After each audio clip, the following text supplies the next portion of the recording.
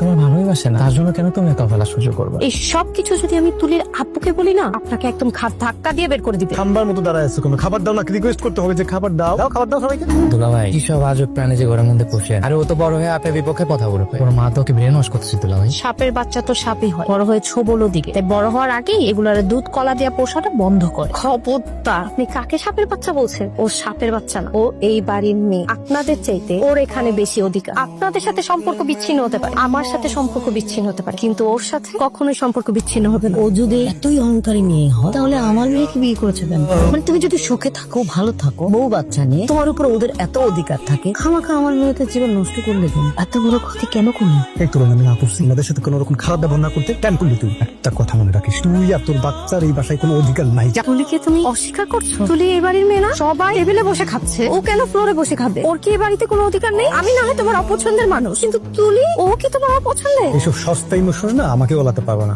আমি তোমাকে বলেছিলাম যারা শুনতে, তুমি শোনো নাই। এখন তুমি তোমার ভালো দেখো, আমি তোমার দায়িত্ব নিতে পারবো না। যাও। আমাদের দায়িত্ব এখন থেকে আমরাই নিব। এসব নোংরা মানুষদের সাথে একই বাড়িতে আমি থাকতে পারবো না। শুধুমাত্র আমার সন্তানটা যেন বাবা থেকে বঞ্চিত না হয়, এই জন্য এত অপমান সহ্য করছি। কিন্তু যখন আমার বাচ্চাই পরিচয় পাবে না, এই সংসারে থাকার আমার কোনো মানেই নেই। এই সংসারটা আমি মারি। আমি এখনই তুলিকে নিয়ে বেড়ে যাবো, কিন্তু একটা কথা মনে রাখ, আজকে এই বাড়ি থেকে আমার মেয়েটা না খেয়ে বেবিতেছে। দুলা ভাই ওর তেজ দেখছে না? এরকম মহিলা কাকা থেকে তো না থাকাই ভালো। তুমি ওরে তালাক না দিয়ে আমার কেন বিয়ে করছো? তোমাকে বিয়ে না করলে ওকে আমি তালাকি দিতে পারছিলাম না, ওর বাড়ি ছেড়ে যাবেই না। সেজন্যই তো আজকে মুখ থেকে অন্তত নামটা নিয়েছে, আমি বাসা থেকে যাবো। আর এখন তোমার সামনে আমার মা আর ভাইকে যে এতগুলো কথা শোনাইলো, কই তুমি তো একটা কথাও বললা না? বলেছি তো, অনেক কিছু বলেছি, বলি নাই? মা খামতাম, মা খান আপনি। তুমি যখন কথাই বলতে পারো না, আমি কিভাবে খাবো?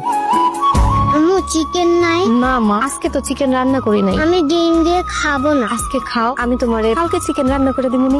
হ্যাঁ বলো, আমি কোন জায়গায় সেটা পরের বিষয়, তুমি কি জন্য ফোন করছো সেটা বলো। স্যার আপনি তো পুরস্কার ভিডিও ভাইরাল, আপনি কিন্তু অফিসে আইছেন না স্যার? ম্যানেজার আপনার বরখাস্ত করছে আর থানায় জিডিও করছে, পুলিশ এসে। আসসালামু আলাইকুম মাকিদ ভাই। ভাই কথাই তো শুরু করলাম না, মুখ ডাকলে হইব, এটা একটু নামা। ঘুষ খাইতেন ভালো কথা, এটা তো আমরা জানতাম, আমরা এলাকার লোকজন আমরা সব জানতাম না। সুপে সুপে খাইতেন। কি এমন হইলো ভাই, কি এমন করলেন যে পুরা দুনিয়াটার ভিতরে একবার সেলিব্রিটি হয়ে গেলেন? শাহরুখ খান, সালমান খান, উনি তো যাইতে পারলেন না, লাস্ট হয়ে গেলেন সলমান খান। এই আপু, আমু, এই চালু আসো, একটা ঘটনা কইটা গেছে তো। কি হয়েছে? আরে দুলা ভাই তো ঘুষ খাইছে, এই ভিডিও দেখতেছি ভাইরাল, ওর চাকরিও না, আবার পুলিশও খুঁজতেছে। কি বলিস? এই যে দেখো।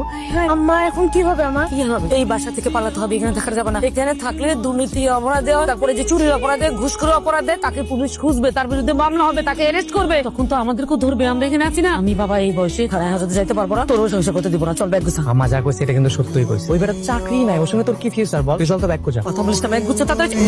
কোথায় যাচ্ছেন? এই ঘুষ করছ, একদম কথা বলবি না। দূর মিয়া, আপনার মতো একটা দুর্নীতিবাজ, এই জন্য আমরা সবাই বিপদে। এই, আমার মেয়ে তোর সাথে সংসার করবে, তোর সাথে সংসার করে কি জেল খাটবে? আমি জেল খাটবো? তুই একটা ঘুষ খোর, তুই একটা আসামি, অপরাধী। তোকে